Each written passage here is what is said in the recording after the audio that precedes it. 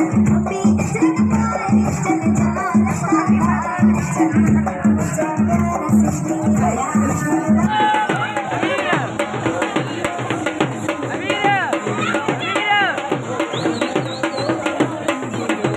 एकता ॾींहं जे हवाले सां जिते पूरी सिंध में तयारियूं ज़ोर ऐं शोर सां जारी आहिनि, उते फुलारियूं जे गवर्नमेंट हायर सेकेंडरी स्कूल में बि एकता जी रंगारंगी तकरीब जेका असां मल्हाई वई आहे। हिते शागिर्द जेको आहे सकाफ़ती वेस पटका पहिरे अजरकूं पाए टोपियूं पाए हिते पहुता आहिनि।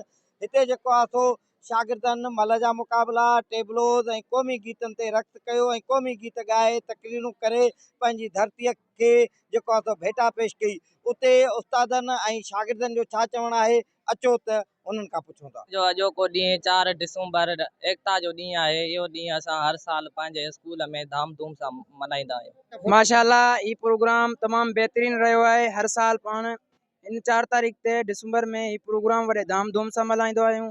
इन साल भी शागिर्दनि तमाम मेहनत कई है। ही प्रोग्राम तमाम बेहतर रहियो है। इंशाअल्लाह आइंदे साल पाण तमाम बेहतरीन नमूने सां प्रोग्राम मल्हाईंदा रहंदासीं। स्कूल में एक तकरीब थी है जैमें ॿारनि तमाम पुरजोश तरीक़े सां हिस्सो वरितो, एक कामयाब प्रोग्राम कयो अथनि ऐं पंहिंजे बच्चनि खे इहो वरजायो अथनि त असीं जिते बि रहंदासीं जहिड़े बि हाल में हूंदासीं सिंध जा सचा पुट साबित थींदासीं। सकाफ़त जो ॾींहुं साईं लाज़मी आहे। माण्हू जेको उहो ॾींहुं मल्हाईंदो आहे जंहिंमें माण्हू खे ख़ुशी हूंदी आहे ऐं जेके शयूं पंहिंजूं आहिनि उन्हनि सां मोहबत आहे।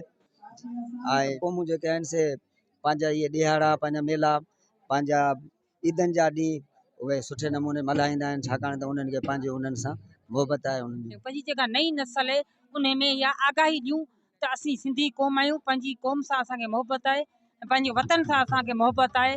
त बहसियत सिंधी क़ौम असां पंहिंजे जेको आहे सो मुस्तक़बिल जी जेका असां हिफ़ाज़त करियूं। मुस्तक़बिल चूंकि ॿारनि खे असां मुस्तक़बिल जो मेमार चऊं था त उन्हनि जे तइलीम जो ख़्यालु रखूं। आज ये सिंध की सकाफ़त का दिन है।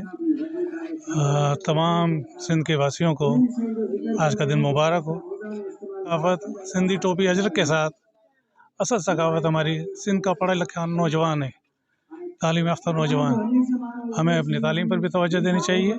आऊं सिंधी आहियां, असांखे फ़ख्रु आहे ऐं सिंधी आहियां। एकता जो ॾींहुं वॾे धाम धूम सां फुलारियूं हाई स्कूल में मल्हायो। शागिर्दनि उते वॾे जोश ऐं जज़्बे सां हिन ॾींहं खे भेटा पेश कई। कैमरामैन जमील कुंबर सां गॾु असद शहर टाइम न्यूज़ सिंधड़ी।